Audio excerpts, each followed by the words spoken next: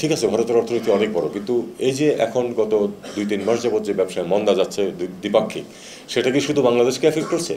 শুধু বাংলাদেশকে এফেক্ট করছে না, এত বড় অর্থনীতির দেশ ভারত, তাকেও কিন্তু এফেক্ট করছে। কোনো সমস্যার সমাধান করতে হলে প্রথমে স্বীকার করতে হবে যে সমস্যাটা আছে, এবং আমাদের একইভাবে প্রথমে স্বীকার করতে হবে যে 5 আগস্টের আগে এবং পরে ভারতের সাথে সম্পর্কে নিশ্চয়ই একটা গুণগত পরিবর্তন হয়েছে। পরিমাণটা হয়তো প্রপোর্শনেটলি হয়তো অত বেশি না, কিন্তু এফেক্ট কিন্তু করছে। আপনি কলকাতার অর্থনীতি, পশ্চিমবঙ্গের অর্থনীতি যথেষ্ট ক্ষতিগ্রস্ত হচ্ছে এটার কারণে। এটা আমরা আশা করব যে এই অচলাবস্থা আমরা কাটিয়ে উঠতে পারবো। অচলাবস্থা কাটিয়ে ওঠার জন্য সবচেয়ে গুরুত্বপূর্ণ হচ্ছে আপনার পারস্পরিক যেই যোগাযোগ স্থাপন, দেখা সাক্ষাৎ, এটা হলো সবচেয়ে গুরুত্বপূর্ণ। আপনারা জানেন যে আগামীকাল এখানে ভারতের পররাষ্ট্র সচিব আসছেন, আমাদের পররাষ্ট্র সচিবের সাথে আলাপ করবেন। এটা কিন্তু একটা স্ট্যান্ডিং মেকানিজম, এটা অস্বাভাবিক কিছু না। প্রতি বছর একজন যান ওপাশে, পরের বছর ওপাশ থেকে একজন আসেন পররাষ্ট্র সচিব পর্যায়ে। এটা ফরেন অফিস কনসালটেশন বলা হয় এটাকে, দীর্ঘদিন যাবৎ চলছে, এবং তারই অংশ হিসেবে তিনি আসছেন। আমি আশা করব যে তারা একটা ফলপ্রসূ আলোচনা করবেন।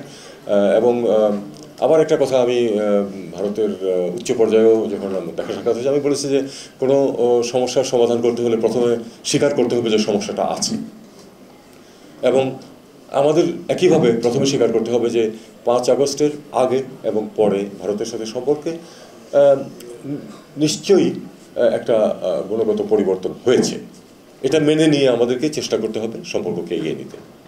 এটা আমি সেই সূত্রেই কিন্তু আমি প্রপোজ করেছিলাম প্রথমে যে আমাদের যে মেকানিজম আছে ফরেন অ্যাফেয়ার্স কনসালটেশন, আমরা এটা শুরু করি, এবং এটা আমরা শুরু করছি।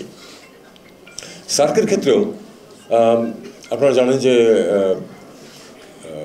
অধ্যাপক ইউনুস, প্রফেসর ইউনুস অত্যন্ত পজিটিভ এই ব্যাপারে। উনি চান, সত্যি সত্যি চান যে এই জিনিসটা আবার রিভাইভড হোক এবং আমরা আবার একটা আঞ্চলিকভাবে একটা স্বাভাবিক সম্পর্কে ফিরে যাই।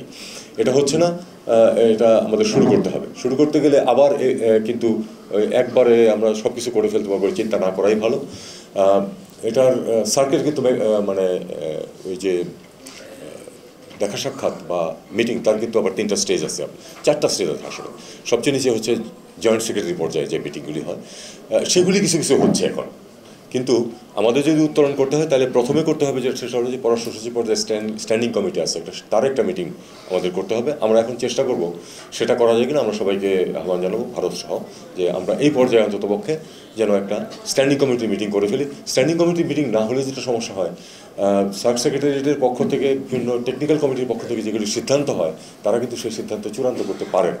স্ট্যান্ডিং কমিটির ক্ষমতা আছে অনেক অনেক কিছুকে অ্যাপ্রুভ করার।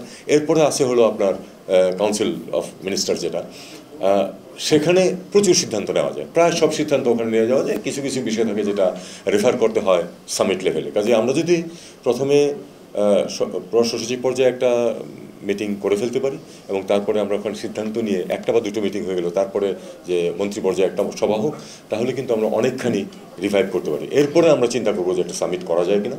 সেটা একটু সময় লাগতে পারে, কিন্তু দেশগুলো তো বা সরকারগুলো অস্থায়ী হতে পারে, কিন্তু দেশ তো স্থায়ী এবং স্বার্থও স্থায়ী। কাজেই এই সার্কের রিজুভিনেশনে প্রত্যেকটা দেশের স্বার্থ আছে, আপামর জনগণের স্বার্থ আছে, এবং আমি নিশ্চিন্ত যে স্বাভাবিকভাবে একটা পজিটিভ একটা অ্যাটিটিউড কিন্তু মানুষের মাঝে আছে।